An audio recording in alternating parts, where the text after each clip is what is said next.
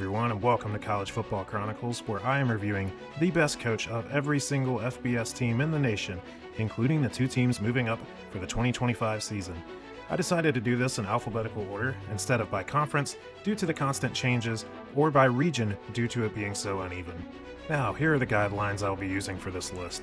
Most schools should be pretty clear and based on numbers and facts. Some will need other deciding tiebreakers. So, to be clear, this will be the best coach in school history for the program itself and limited only to that program, not the best coach to ever coach there. For example, Nick Saban will not be the choice for the Toledo Rockets, despite his one solid 9-2 season at the helm. This list is also not limited to the FBS time period itself, and schools can and will have coaches who coached before the team was in the FBS or before the university and college divisions were even a thing. The decision factor takes into account overall record, winning percentage, coaching awards, and championships. If there's still some debate after those things are accounted for, we will look at the one that was most impactful or most cherished by the school and its fans. How many pro players did they develop? Are there streets and buildings named after him? Is there a statue of him? If somehow we still don't have a clear-cut name after all of that, I will just have to make a final decision based on my own opinion, which I hate to do, but if it comes to that point, I will make the fairest call I think I can, or at least explain myself in my choice. If at any point you feel I got it wrong, or missed something glaringly obvious, feel free to absolutely destroy me in the comments, and I will try to be better next time, because all I really want in life is to be a better person to my YouTube audience. With all that said, let's get into this one. The Air Force Academy has only had 7 head coaches since the team started in 1955. Fun fact, Bill Parcells, the Big Tuna himself, was the 4th ever coach for Air Force, going 3-8 in one season before heading to the professional ranks for the remainder of his career. The best coach of the Falcons was a pretty easy one, Fisher DeBerry. After completing his playing career as a defensive back and linebacker for Wofford from 1956 to 1960, Fisher went into coaching as a high school assistant at a few schools in South Carolina for 6 years before moving up to the college ranks, where he was an assistant for his alma mater Wofford for 2 seasons and Appalachian State for another 8, before finally arriving in Colorado Springs as a quarterbacks coach in 1980. He would move up the ranks to assistant head coach before taking over as the head man in 1984. He would hold this position for the rest of his career. Over the next 23 seasons, that's right, I said 23 seasons, he would compile a 169-109-1 record. This is still to this day the most wins in school history and the best winning percentage at just over 60%. In just his second season, he would lead the Falcons to a 12-2 record in 1985, with wins over Notre Dame, Navy, Army, and Texas in the Bluebonnet Bowl in Houston, also claiming the WAC championship. That team finished the season ranked 5th in the coaches poll and 8th in the AP. His teams would win the WAC title 2 more times in 1995 and 1998, where he again led the team to a 12-1 record where they beat the likes of Army, Navy, number 25 Wyoming, and Washington in the Hawaii Bowl to finish that season ranked 10th in the coaches poll and 13th in the AP. During his tenure, he won the Commander-in-Chief's Trophy, which is the winner of the Air Force Army-Navy series, if you guys didn't know. He won that 14 times and shared it on one other occasion. His teams also won 8 or more games in 11 of his seasons, and his 3 conference championships make up 100% of all of Air Force's conference championships to date, and he even counts for close to half of the team's all-time bowl appearances. He racked up several coaching awards in his career, including the 1985 American Football Coaches Association Coach of the Year, the 1985 Bobby Dodd Coach of the Year, the 1985 Walter Camp Coach of the Year, and was 3-time WAC Coach of the Year in his 3 championship seasons. He was inducted into the College Football Hall of Fame in 2011. Akron has had 29 coaches in school history, and only 11 of them had a winning record, and you can drop that number down to 6 that actually coached for more than 2 seasons. Legendary coach John Heisman even coached 2 seasons there, when it was known as Butchell, going a boring 6-2. While J.D. Brookhart led the team to its only conference championship to date, he was not great overall, with a 29-43 record. My pick here is Jim Dennison, who ranks first in all-time wins at the school, with an 80-62-2 record. Jim played football and baseball for the College of Wooster in Ohio in 1958 and 1959. He began coaching high school ball in Ohio from 1960 to 1965 when he joined Akron as an assistant in 1965. He would take over as head coach in 1973 and hold the job until 1985. he finished at or above 500 for the first several years before having his best season in 1976 with a 10-3 record, in which he would lead the Zips all the way to the Division II National Championship game where they lost to Montana State. Aside from a couple of letdowns in 1980 and 1984, he would keep the team above 500 for the remainder of his tenure, again reaching the Division II playoffs in 1985, but fell in the first round, finishing 8-4. Denison won the 1976 AFCA College Division, or what we would now call Division II Coach of the Year, and the 1982 Ohio Valley Conference Coach of the Year. After stepping down, Jim took on the athletic director duties at Akron for the next 8 years before returning to coach and be the AD at NAIA's Walsh University until he retired for good in 2012. Not the most impressive resume, but hey, neither is Akron as a whole. Alabama. With all due respect to Wallace Wade and Bear Bryant, there's only one logical pick here, and it's arguably the best coach in college football history, Nick Saban. Now, for this entry, I'm probably not telling you anything you don't already know, but humor me as I run down this living legend story. After finishing up his playing career at Kent State from 1970 to 1972, Saban would stick around as a graduate assistant and then as a linebackers coach until 1976. From there, he would move around as a position coach at Syracuse, West Virginia, Ohio State, Navy, Michigan State, and the Houston Oilers before finally getting his first head coaching job at Toledo in 1990 for one season. He would then return to the NFL to be the defensive coordinator for the Cleveland Browns before taking over as the head man at Michigan State from 1995 to 1999. Following his time in East Lansing, he would take his first step into becoming one of the greatest of all time when he took the job at LSU, becoming one of their best coaches in history also. In 2003, Saban led the Tigers to a 13-1 record and a win in the BCS national title game. After a forgettable run with the Miami Dolphins, Nicholas was hired at Alabama and immediately got to work on the greatest run many have ever seen in our lifetimes. By year 3 in 2009, he turned the team around, going 14-0, winning the BCS national title 37-21 against Texas in the championship game. This would mark the first time Alabama ever reached the 14-win mark and is still the best overall record in school history. From there, he would win or arguably be in the conversation for the national title for the next 14 years. Saban won the BCS national title game again in 2011 and 12, and then the college football playoff national championships in 2015, 2017, and 2020, giving him 6 at Alabama and 7 overall. He also won 9 SEC championships.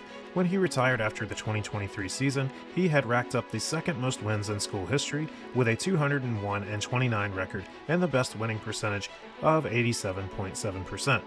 Okay, best winning percentage outside of Alan McCants, who went 1-0 in 1897. We could go on and on here and even argue about Bear Bryant, who didn't outright win all 6 of his titles as much as he shared some or just claimed some. Every single one of Saban's were done via playoffs and or winning a designated championship game. Don't worry, we will get into the semantics of polls and shared championships in a later video. Back to Saban. He won a total of 13 National Coach of the Year awards, which I'll just put on the screen instead of listing them all out, and he was inducted into the College Football Hall of Fame in 2025. As of this recording, you can still catch him every Saturday as part of ESPN's College Game Day panel. You can also visit a statue of him on the Walk of Champions Plaza near Bryant-Denny Stadium, located on the west side of the north end zone. In 2024, the field at Bryant-Denny Stadium was dedicated as Saban Field. Appalachian State. Real quick fun fact, Mack Brown got his head coaching start at App State in 1983, going a very average 6-5. Anyways, this was a very easy one. Jerry Moore by a landslide. Moore was a wide receiver for the Baylor Bears from 1958 to 1960. He then went into coaching as an assistant at SMU for 8 years, then a wide receiver coach, and later promoted to offensive coordinator for Nebraska from 1973 to 1978, before he finally got his first head coaching job at North Texas, and then moved on to Texas Tech before dropping back down to an assistant at Arkansas in 1988. In 1989, Moore took over at Appalachian State and proceeded to stay for the next 24 years, where he had huge success, only posting one losing season the entire time. He led the Mountaineers to the FCS playoffs in his very first season, his first of 17 appearances. While the first 10 appearances in the playoffs were a mixed result of first-round and quarterfinal exits, he really cemented his legacy starting in 2005, where App State won the first of 3 straight FCS national championships, going 39-5 in that stretch. Also, famously during the 2007 championship season, the school got put on the national map when they went into Ann Arbor and shocked Michigan, who was ranked number 5 in the FBS at the time, 34-32. Following the three-peat, the Mountaineers went to the playoffs for the remainder of Moore's career, but only reached as high as the 2009 semifinals. Moore ended his career as the all-time win leader with a 215-87 record, winning a little over 78% of his games. In his tenure, he also won 10 Southern Conference championships. I will put up the various coaching awards he won on the screen, as there are a lot to verbally list.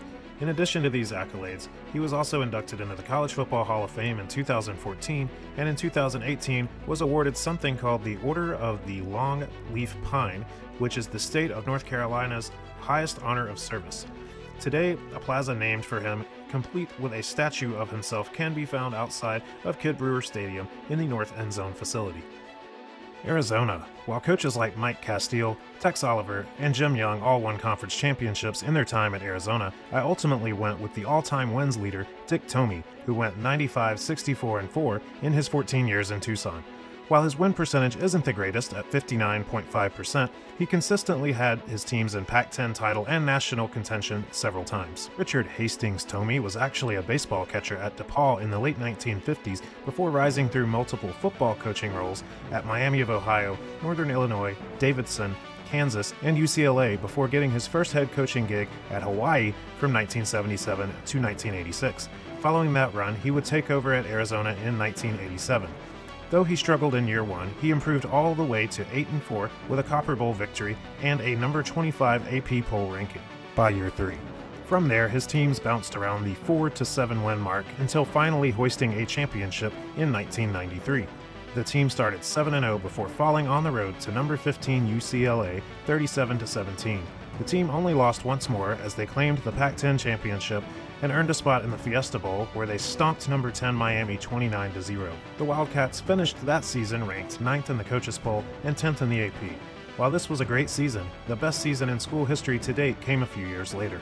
The 1998 season started off hot with 5 straight wins, including a 31-28 win over number 20 Washington on the road.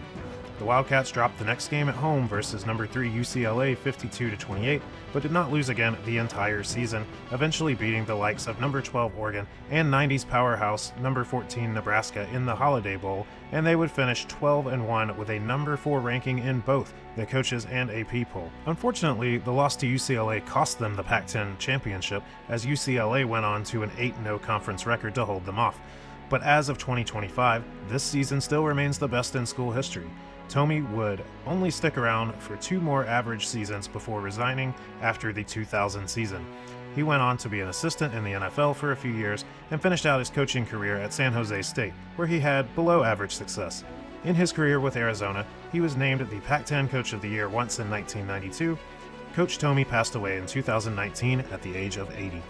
Arizona State. Kenny Dillingham is off to a great start and currently has that team moving in a very good direction. There were several good names from ASU, such as Dennis Erickson, Dan Devine, John Cooper, and Todd Graham. But the clear winner here is Frank Kush.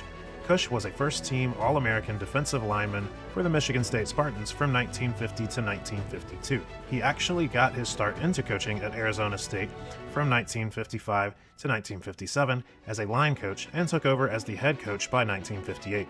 Kush held the job for the next 22 seasons, putting up a 176, 54-1 record, the most wins in school history and the second best winning percentage at 76.4%.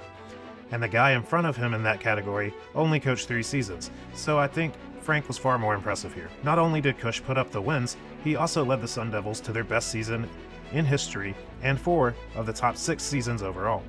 Kush tallied a total of 9 conference championships, 2 in the Border Conference, and 7 in the WAC, including a run of 5 straight from 1969 to 1973. He got off to a hot start going 10-1 in only his second season in 1959. He would then hover around the 8-win mark for a while, until going 11-0 in 1970, capped by a Peach Bowl win over North Carolina 48-26, and finished ranked 8th and 6th in the coaches and AP polls respectively. It's worth noting that the polling system, a mathematical formula ranking and considered a major champion selector from 1935 to 1984, actually named Arizona State their national champions this year. However, the school does not claim it. Considering they played no ranked teams the entire season and finished ranked so low, I agree with the school's decision here. He would also go 11-1 the following season, 10-2 in 1972, and 11-1 again in 1973. A very impressive run, but it was in 1975 he nearly climbed the mountaintop and delivered the best season in school history. The team finished the regular season 11-0 after beating their bitter rivals number 12 Arizona 24-21 at home and entered their bowl game ranked number 7. They would then beat number 6 Nebraska 17-14 in the Fiesta Bowl, which was played in their own home stadium. The Oklahoma Sooners are recognized as the most legitimate national champions of that season.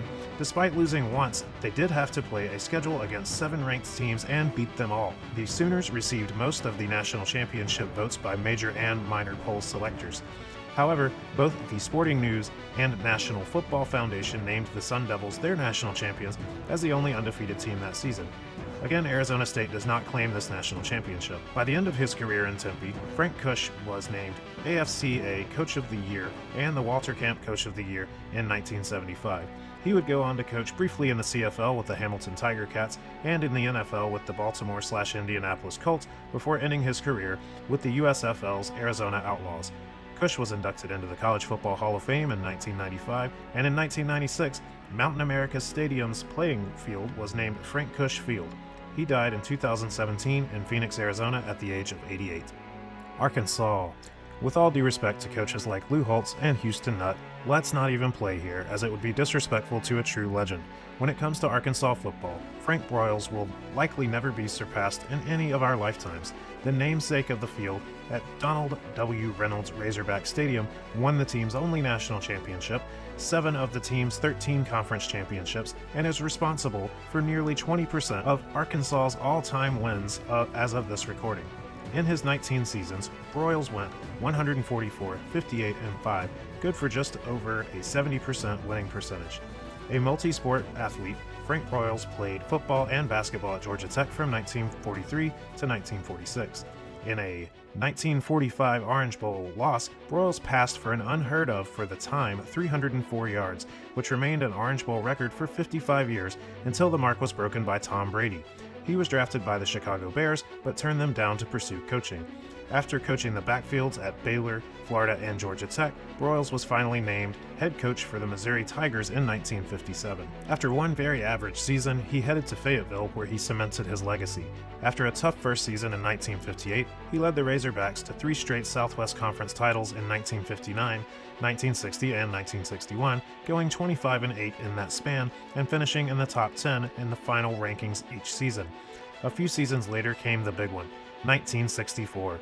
After starting the season 4-0 with wins over Oklahoma State, Tulsa, TCU, and Baylor, the Razorbacks went into Austin, Texas, and defeated the defending national champion and number 1 ranked Texas 14-13. They won their remaining 5 regular season games, all by shutouts. Arkansas entered the Cotton Bowl ranked number 2 in the nation and defeated number 6 Nebraska 10-7 to claim their only national championship to date. Several polls voted Alabama the national champion before the bowls were played. The Crimson Tide were then defeated by the same Texas team that Arkansas had beaten. Since this sort of thing was happening more often, 1964 would be one of the final seasons that most polls selected a champion before bowl games were played. More on that sort of thing in a future video. After the 1964 season, Frank's team flirted with the national championship again in 1965, going undefeated all the way to the bowl game, where their 22-game win streak was snapped by future SEC rival LSU in the Cotton Bowl. After stepping down following the 1976 season, Broyles remained athletic director, a role he assumed 2 years prior in 1974, until 2007. During his tenure, he was named AFCA Sporting News and the Southwest Conference Coach of the Year in 1964, and to be honest, I'm really surprised he didn't have at least a few more Conference Coach of the Year awards than that. But I guess there was a ton of competition in the Southwest Conference at that time. Frank Broyles was inducted into the College Football Hall of Fame in 1983, and in 1996, the Broyles Award was created in his honor and is still given annually to the best assistant coach in college football. In 2012, a statue was made of the legend where it stands today in front of the stadium. Frank Broyles passed away in 2017 at the age of 92. Arkansas State. This was admittedly a tougher call than I thought it would be going in. It ultimately came down to two guys, and it was decided by winning percentage, titles, and a little bit of a judgment call. While Larry Lacewell, the all-time win leader, was 69, 58, and 4, had 2 conference titles and 4 FCS playoff appearances, I ended up on Benny Ellender. Benny played quarterback and safety for Tulane in 1943 and 1944, then went off to war with the U.S. Navy before returning to finish his playing career out in 1946 and 1947. He would go into coaching at his alma mater in 1959 as first the freshman coach and then the quarterbacks coach. Though I searched thoroughly, for the life of me I could not find what he was doing in the 12 years in between the end of his playing career and the start of his coaching career. Anyways, after the Tulane stint, he headed to Arkansas State as a defensive backs coach in 1962 and took over as head coach in 1963. In his 7 seasons with the Indians, he went 52, 20, and 4 and still holds the best winning percentage of anyone who coached more than one season at 71.1%. Before we go into his career at Arkansas State, it is important to point out one thing. In 1957, college sports split into the University Division and the College Division to separate major and smaller schools. In 1973, this level of competition was split into what is now known as Divisions 2 and Division 3. This is important because the College Division and Division 2 is what we will be operating in for the rest of the century. Now, after a terrible first season, Ellender improved the team to a 7-0-2 record in 1964, but did not compete in any postseason play. The team would remain around the same level of success for a few seasons until 1968. They won the Southland Conference for their first conference title in school history and were invited to the Pecan Bowl, a prestigious honor for college division teams at the time, but lost to College Division national champions North Dakota State, finishing 7-3-1, ranked 15th in the AP poll. They would win another Southland title following the season, improving to 8-1-1, and this time winning the Pecan Bowl 29-21 over Drake with a number 7 final ranking. Finally, after a third straight Southland title in 1970, the team went 11-0 while holding a number 1 ranking for the entire season and an appearance in a third straight Pecan Bowl. This time, the Indians beat Central Missouri State 38-21 and were named the College Division national champions. At the end of the season, Ellender was also awarded the AFCA College Division Coach of the Year award. After the 3-year run of success, Benny Ellender leapt at the chance to return as head coach of his alma mater Tulane, but ultimately flopped in his 5 seasons. Afterwards, he would leave coaching behind and work in the oil field services industry. Ellender died in 2011 in Louisiana at the age of 86. Army. Here we go. One of my favorites to talk about. I've read several books on the history of Army football and found it to be fascinating. Some of you may know that the Ivy League teams were once a dominant force in the early days of college football, but fewer know that Army was actually also a commonplace fixture from about 1900 to the early 1960s. Charles Daly was the first of 2 legendary coaches for the Cadets, winning 2 national titles in 1914 and 1916, and went 58, 13, and 3 overall. Even with those accolades, there is still one above him, and my easy pick for the West Point Academy. Earl "Red" Blake is one of the most legendary coaches in college football history that many may have never heard of. Blake played for Miami of Ohio from 1915 to 1917 and at Army in 1918 and 1919. After graduation, he served in the United States Cavalry for 2 years. He would begin his coaching career as an assistant back at Miami, Ohio in 1924, before moving on to Wisconsin and Army, before getting his first crack as a head coach at Dartmouth in 1934. In 1941, however, Army lured him back, where he would stay for the rest of his coaching career. At West Point, Blake would compile a 121, 33, and 10 record, the most wins in school history to this day. After 3 seasons slightly about 500, Red took advantage of a wartime loophole, which is, in my opinion, the only unflattering thing about this story. Here's the thing. For those looking to avoid being drafted into battle during World War II, you could essentially enroll in an officer training program that would keep you out of battle until graduation. While there were several places this could be applied, Blake used this tactic as a very attractive recruiting method for a very prominent institution. His biggest moves during this time were to lure superstar backs Glenn Davis from his native California and Doc Blanchard from the University of North Carolina. Both would go on to win the Heisman Trophy, and I will go into a lot greater detail on this subject in its own video. Anyways, after recruiting a solid class of players, Some seeking to avoid war, the Army Cadets went 9-0 in 1944, outscoring all opponents by a total of 504-35 to win the national championship. In 1945, they did the exact same thing, again going 9-0 and outscoring opponents 412-46 to win a second straight national title. In 1946, the team again went undefeated, but were tied 0-0 against number 2 Notre Dame in one of the handful of games that claim Game of the Century status to finish 9-0-1. Army was selected by several polls as the national champion again for the three-peat, but some gave it to Notre Dame. Army does claim the title in its own history books, and I don't really disagree with them. After all, in this scenario at least, you should have to dethrone the champs to be the champs, especially when a tie game between the two was the only argument. Blanchard won the Heisman on the 1945 team, and Davis won it with the 1946 team. In 1947, the 32-game unbeaten streak would come to an end in a 21-20 loss at Columbia. Even with his 2 Heisman winners gone, Blake again went undefeated at 8-0-1 in 1948, though the team was only ranked number 6 in the AP poll.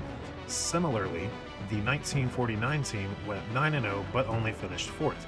In 1950, it was a close one as well, with an 8-1 record and a number 2 finish in the AP. In his final season, Blake led the team to a final undefeated season in 1958 at 8-0-1 with a final AP ranking of number 3. In that final season, he coached one last Heisman winner in Pete Dawkins. I could easily go on and on about all that was achieved and how it was achieved in his Army career, and as I mentioned, I will in a later video. Coach Blake resigned after the 1958 season. He was named the AFCA Coach of the Year in 1946 and was inducted into the College Football Hall of Fame in 1964. He was even awarded the Presidential Medal of Freedom from President Ronald Reagan in 1986. Blake died in 1989 at the age of 92 in Colorado Springs. In 1999, the field at West Point was named in his honor. That's going to be all for this one. Again, I am or have already done these for every single FBS team, so please go check out the other ones. This has been Chris of College Football Chronicles, and I hope you join me for another video.